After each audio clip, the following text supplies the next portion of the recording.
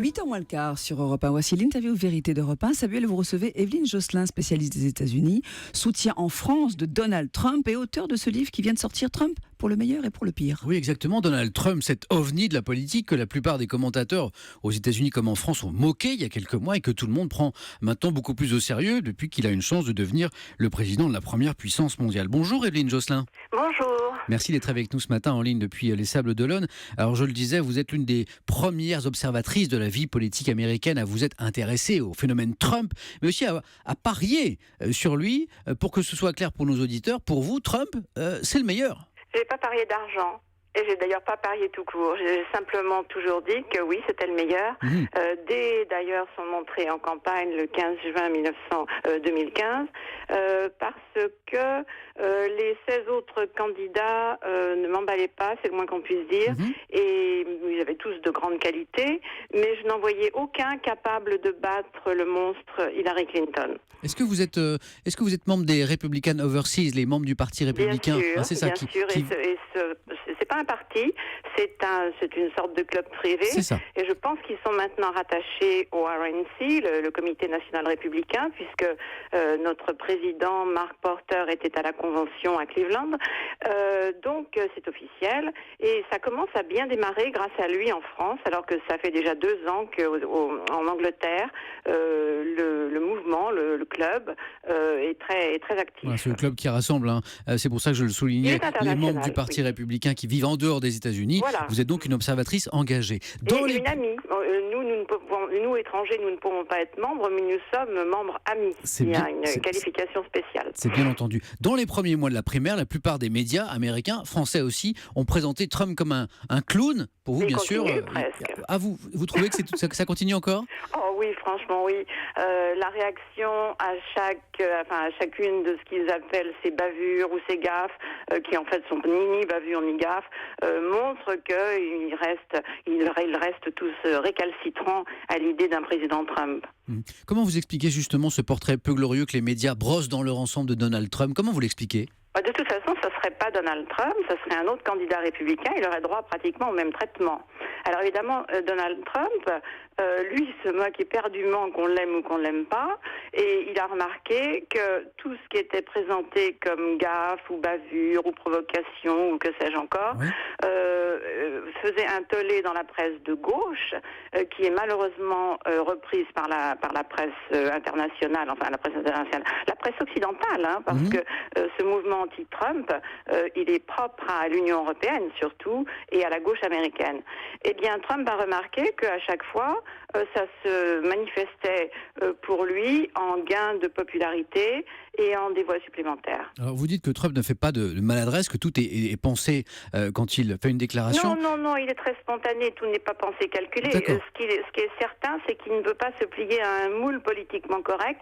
Il ne veut pas être poli quand il est attaqué, lui, vicieusement, comme il vient de l'être là par le père de ce soldat, ce monsieur Kahn. Alors justement, un mot de cette polémique très importante, parce que votre champion se retrouve actuellement au cœur de cette polémique. Après ces critiques... Oui, mais la semaine passée... Attendez, je précise le cadre pour que les auditeurs comprennent bien, parce que vous êtes une spécialiste, mais nous ne le sommes pas tous. Oui. Après ces critiques contre les parents d'un officier musulman tué en Irak, c'est des propos qui ont été condamnés au sein de son propre parti. Mais attendez, son propre parti, qui est-ce qui a condamné Trump au sein de son propre parti? Ce sont toujours les mêmes. Ce sont ceux qui faisaient partie de la coalition Never Trump, c'est-à-dire n'importe qui sauf Trump. On ne votera jamais Trump.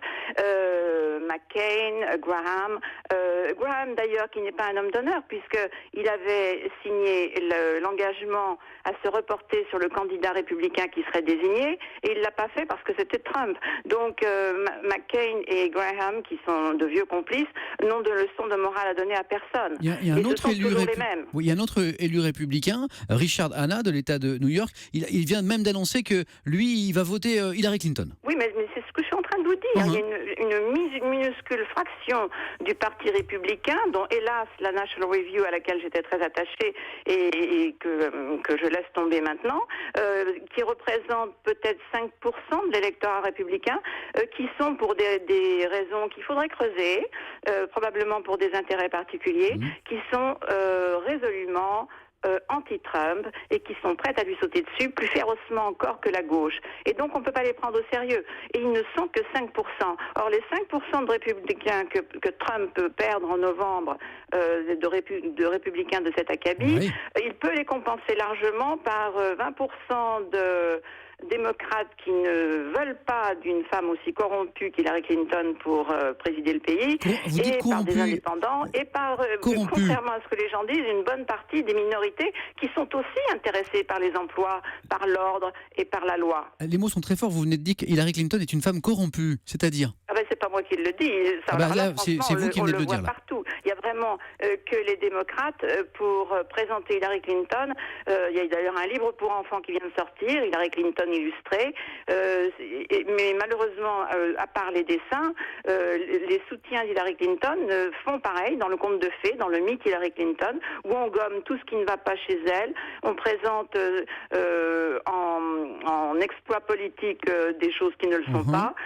Il y a véritablement un mythe Hillary Clinton auquel la gauche s'accroche et qu'elle veut nous vendre à tout prix, mais ça ne prend pas. Et ça prend de moins en moins auprès de leur propre électorat. Alors les polémiques ne manquent pas, hein, et vous le disiez, autour de Donald Trump. J'ai la dernière édition du New York Times entre les mains là. Le New York Times, c'est un journal de gauche, oui, j'entends. tout Alors, comme le Washington Post. d'accord, mais j'ai l'impression que tous les journaux sont de gauche avec vous. Pas informés. Alors le New York Times, après vous me direz ce que vous en pensez, révèle que le candidat a menti sur son exemption du service militaire en pleine guerre du Vietnam. À l'époque, il avait expliqué qu'il avait échappé à la conscription à cause d'un tirage au sort favorable, et en vérité, il aurait été dégagé de toute obligation militaire à cause d'un problème au pied. Il aurait menti. Comme vous venez de l'employer prudemment, vous l'avez mis au conditionnel, il aurait été. Bon, moi je sais qu'il n'a pas été tiré au sort. Je ne connais pas cette histoire de pied. C'est probablement une invention supplémentaire. Ils ne sont pas à une près. Barack Obama n'a pas fait de service militaire. Il faut rappeler qu'en 2004, le candidat Kerry, qui se vantait, lui, d'être héros de guerre, avait voulu pareillement enfoncer George Bush. Il a été rappelé à l'ordre par la campagne des vétérans, des Swiftboard Veterans, et il a été battu, comme vous le savez. Si vous écoutez tout ce que la gauche raconte, vous tomberez de 10 étages le 8 novembre. Alors bien entendu, ils peuvent peut-être gagner, ils sont très forts, ils ont des pions partout.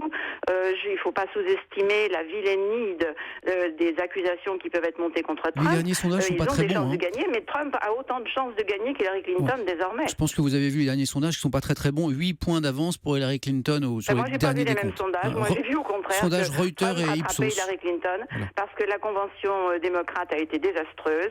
Et ce monsieur Khan qu'ils ont invité en dernier ressort, c'était pour faire pendant au discours absolument poignant, marquant de Patricia Smith, la mère de Sean Smith, un des 4 attachés d'ambassade, des 3 attachés d'ambassade assassinés sauvagement en 2012 à Benghazi, juste avant les élections présidentielles américaines.